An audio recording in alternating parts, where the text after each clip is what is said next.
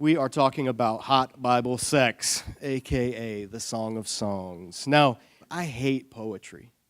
I'm not a poet. I did miserable at poetry in high school. It was awful. Reading Shakespeare was just fingernails on the chalkboard to me. I just didn't get it. Poetry was not my thing.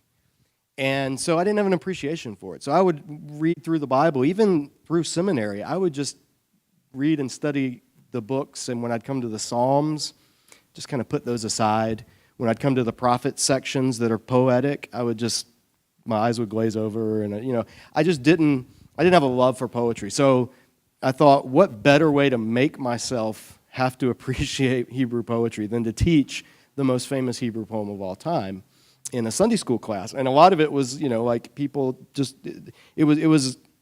it was funny because we had some really, really manly guys in the class, the rugged man's guys, and then we had some sensitive, artistic souls in the class, and we had men, we had women, we had a cross-section. So I thought, if the Bible really does have something to say, and if all Scripture is inspired and God-breathed, then this is going to it's going to be, put up or shut up if we're going to spend 8, 9, 10 weeks in the Song of Solomon and have it be relevant for this diverse group that made up this Sunday school class. And so it turned out I had to do some study, had to, just immerse myself in the song, and it was a really great experience. I came out of it loving the Song of Solomon and loving teaching the Song of Solomon especially because everything I had heard about the song growing up was in some way off. Like I had heard growing up all kinds of stuff about the song. And there were all kinds of interpretations, and there were people that would teach it in one, they'd teach it's telling one story, and other people would teach it as if it's telling a different story, and some people would teach it as if it's all about spirituality and the sublime and beauty and all of this stuff, and then other people would talk about, we don't read that because it's kind of it got snuck into the Bible and didn't deserve to be there. And so studying the psalm and immersing myself in the song was a really great experience because, one, it gave me the chance to translate the whole song, to go from Hebrew, just translate it all. And I've given you in your book, starting on page 29, starting on page 29 in your workbook, in the appendix for this week's lesson, I gave you that translation. So you can have that to write on, to reference, to use. And what I did in this translation was I actually color-coded the sections based on who's speaking. So if it's purple, then that's the woman speaking. If it's blue, then that's the man speaking. If it's black, then that's either the woman, could be the man, or it could be a third party, the chorus of the friends. And there are passages that are black because we don't know which voice is speaking. We don't know if it's the man speaking. We don't know if it's the woman speaking. And that's part of the song, that's part of the reason why so many people have had trouble with it and not knowing what to do with it. I want to read a quote, and this is from your workbook. So we're on page 19, and there's a great quote at the top by Richard Foster. This is from my favorite chapter of my favorite book about Christianity and sexuality. It's called Money, Sex, and Power, The Challenge of the Disciplined Life. If you can find it on Amazon, on eBay, Libris, any of these used book places, get it. I don't think it's in print anymore, but it's absolutely phenomenal. I love this quote by Foster. In the middle of his chapter on sex, he says, "The problem with the topless bars and the pornographic literature of our day is not that they emphasize sexuality too much, but they do not emphasize it enough. They totally eliminate the relationship and restrain sexuality to the narrow confines of the genital. They have made sex trivial." I love that quote because it puts us on the right, it gets us started on the right path when we're looking at the song and when we're talking about sex in the Bible. We talked about last week how there's been a separation of church and sex. And churches don't want to talk about sex unless they're telling you what not to do. And it's because it's an embarrassing conversation to have if you're a pastor. It's embarrassing if you're a parent. If you've had the conversation with your child, it's very embarrassing a lot of times, or it's just really funny, or it's really awkward, or it's uncomfortable for both parties involved. And so it's just, sex is this thing that we saw last week is at the center of who we are. Our sexuality is at the center of who we are. It's what it means to be male and female in the image of God. It's God's idea from the beginning. He created it. And yet it's considered one of the most desirable things that humanity strives for. I mean, every striving can either be linked to a desire for money, sex, or power, and usually the power and the money is in order to get the sex. So there's this common theme throughout history that there's just this, it's universal, but yet it's so hard to talk about. And one of the reasons is because it's hard to talk about it without either making it super spiritual and therefore unrelatable, or without making it crass and trivial and jokingly. And so what we find in Scripture, though, is the perfect vehicle for talking about sex. It's a song. It's a song. It's an actual song, like with music and verses, lyrics. It's a song. In fact, the book is called Shir HaShirim, the Song of Songs. And in Hebrew, when you say the blank of blank, that's like saying the blankest blank, right? So the Song of Songs is the songiest song. It's the greatest song. Of all the songs in the world, this is the one that's most important.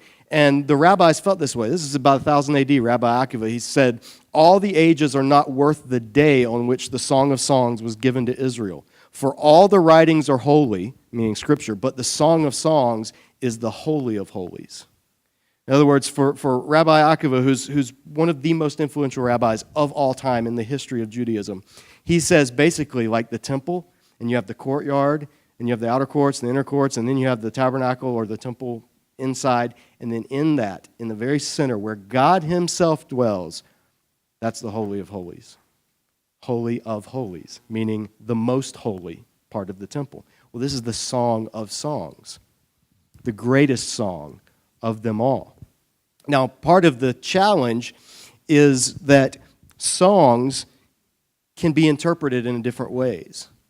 Songs have multiple meanings. Poetry has multiple meanings. That's part of what frustrated me, is as a logical thinker, you know, A equals A, and it can't equal not A. That's just how it is. That's just basic logic. But in poetry, A equals A, and it can also equal B and C, and sometimes E and F. It just, the rules kind of go out the window. And that's what made poetry so hard for me to appreciate. Well, that's part of what is, I mean, that's the case with all poetry. That's what separates writing as an art form from writing as a straight communication. That's, you know, if you pick up a book of Walt Whitman's poems, it's going to read differently than if you pick up the Yellow Pages, right? They're written for a different purpose. I don't even know if there are Yellow Pages anymore, but that's where you used to have to look up phone numbers and on paper. It's very archaic. So, but songs can have completely different meanings. And I've given you an example in your workbook, Puff the Magic Dragon. I grew up with Puff the Magic Dragon, the cartoon. Like, I watched the cartoon, and it was about a dragon and a little boy named Jackie Paper, and he went and Puff, and they were good friends, and then Jackie got old, and Puff didn't. And it was really sad. It's really like a depressingly sad song. But that was what Puff the Magic Dragon, to me, he was the green dragon with tiny little purple wings and his friend. No clue that the song's about weed. I had no idea that the song was originally about Puff the Magic Dragon, little Jackie Paper. Like, you put these things together, oh, that's what they were talking about. So it's not about Lucy in the sky with diamonds as much as it's about LSD. Right? Like, their songs can convey hidden meanings. In the 60s and 70s, you know, they're full of it. But the thing that remains is songs can have multiple meanings. In fact, good songs do have multiple meanings. They communicate something at a deep level through speaking or singing something at a surface level. Every good song does that, or most good songs do that at least. And then when you add in our day and age, you add in music videos, and then that's another layer of communication, because now you're putting imagery that may not have anything to do with the actual lyrics with the lyrics, which convey, you're working on 3 different levels, so you can have songs that have all these different meanings.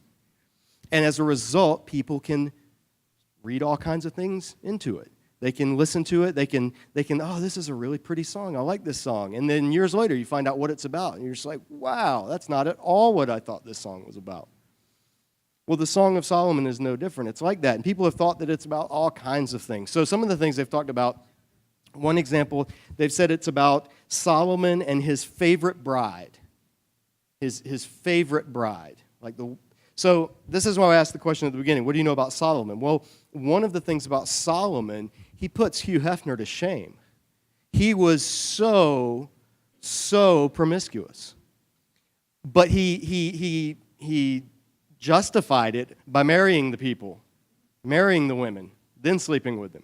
But not all of them, because some he kept as concubines. Some he kept as just sex slaves.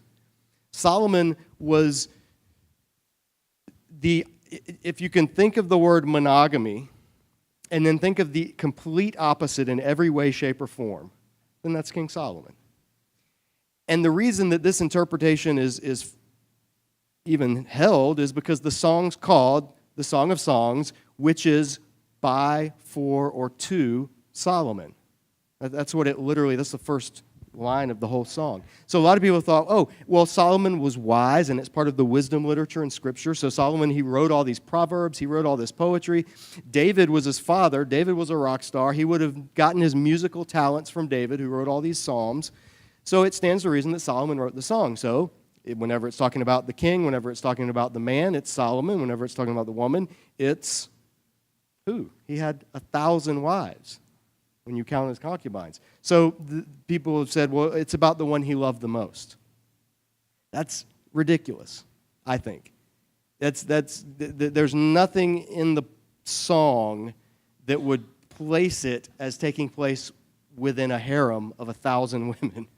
In fact, at the end of the song, there's a subtle jab, there's a subtle dig at Solomon's massive harem of wives. There's actually a critique of Solomon.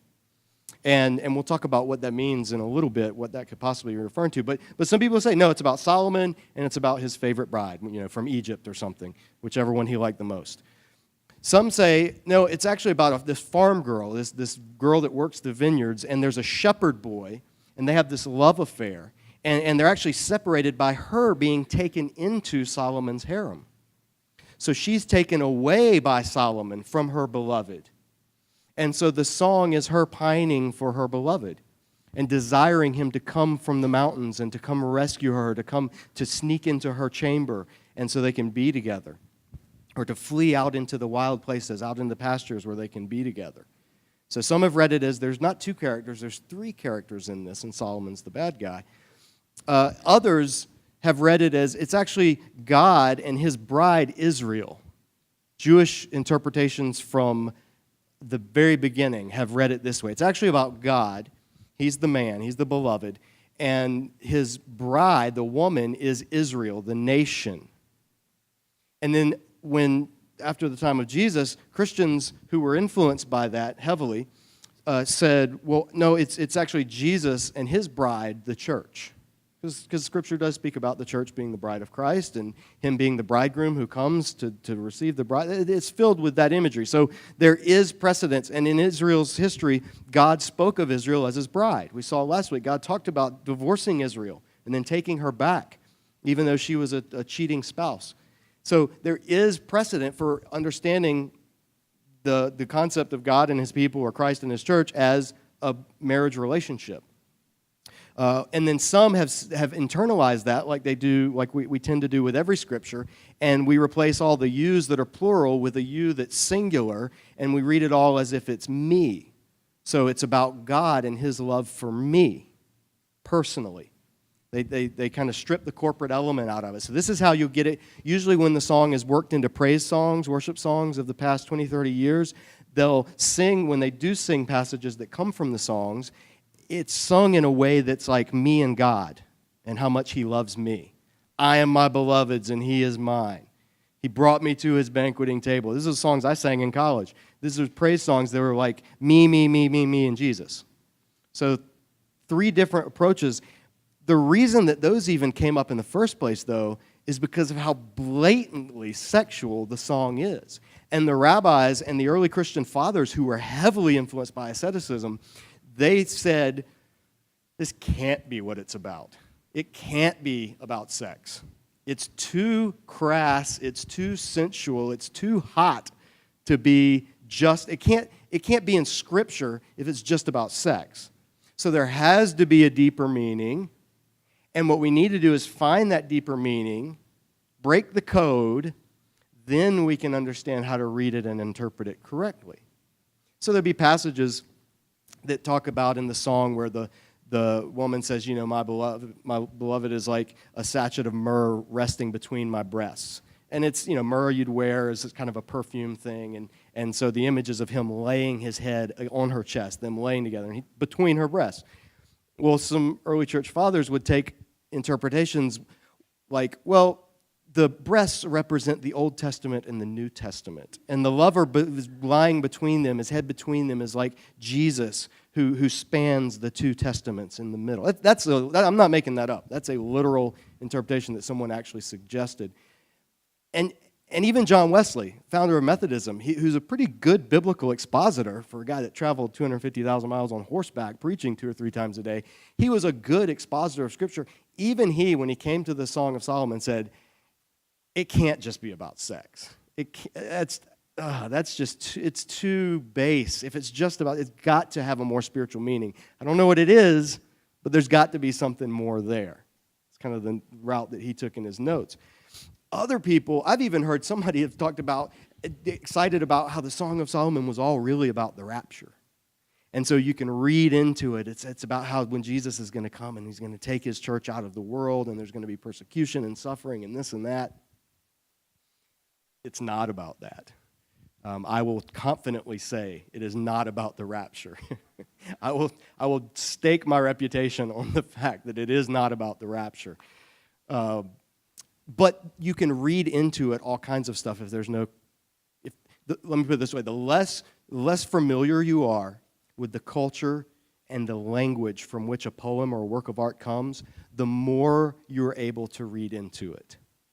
If I don't know anything about, pop culture in the 2000s, then I'm going to miss most of the references that pop music sings about. I'm going to miss all of the reference, whether it's, modern hip-hop, whether it's Miley Cyrus, whether it's any of the current, Beyonce, any of this stuff. If I don't know what apple-bottom jeans are and boots with fur on, I won't know what it's talking about. I barely know what that one's about, by the way. I think I do. Anyway, I won't get it. I'll be like most of you who are like, I don't even know what song that's coming from. You're not missing anything. If I don't know the culture, if I don't know the language, if I don't know the imagery, then I can read in whatever I want. I can make it be about whatever I want, and that's what people do with the song. And that's why it's been other people see all that. They see the different interpretations, and they go, this isn't for me. Can we just study John? Can we go to Ephesians? Let's go back to where we're comfortable in, our what we're used to Bible studies about. But the challenge, it's worth the challenge. The reward makes it worth it. So, like we've talked about, the song is literally, what is it not? Well, literally, it's the song, it's to, for, or by Solomon. That's the first verse in it. The Song of Songs, which is to, by, or for Solomon. Now, if it is Solomon, if he was the one that wrote this, and this is where I land on this, is Solomon, I don't think it's impossible that he wrote it. If he wrote it, it would have been written around the time that Ecclesiastes was being written, the book that's right near it in this section. And in Ecclesiastes, Solomon also doesn't say, I am Solomon writing this. It's written in another character as the preacher or the teacher. So I don't think it's impossible that Solomon could have written the song. In fact, I think it could very well be possible, for reasons that we'll talk about later, that Solomon actually probably did write it. But it wasn't about him and his favorite bride. It was something a lot deeper and a lot more theologically significant, I believe. The thing that you have to keep in mind are genre considerations of genre. What is genre? That's the fancy word of saying type of writing. So the Bible, if you've ever been to Good Shepherd, you've heard it. The Bible is not a book, it's a library, yes.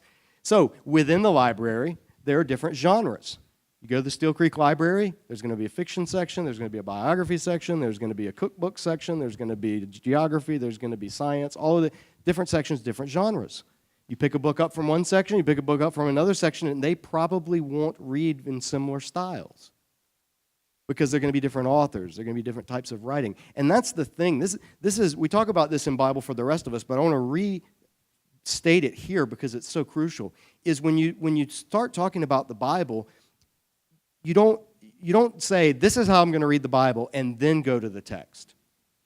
You don't say, I'm going to read the Bible literally because I'm a good Christian, and then start reading the text literally. Or you don't say, I'm going to read the Bible spiritually because I'm a spiritual believer and I'm beyond that superstition, and so I'm going to look for the spiritual meanings. You don't do that. Because that's like going to pick up a phone book and say, I'm going to look for a good cooking recipe, and you open the phone book and try to get it. You're not going to get what you're looking for. So with the Bible, do you read it literally? Do you read it figuratively? Yes, depending on what you're reading, depending on which part of it you're reading.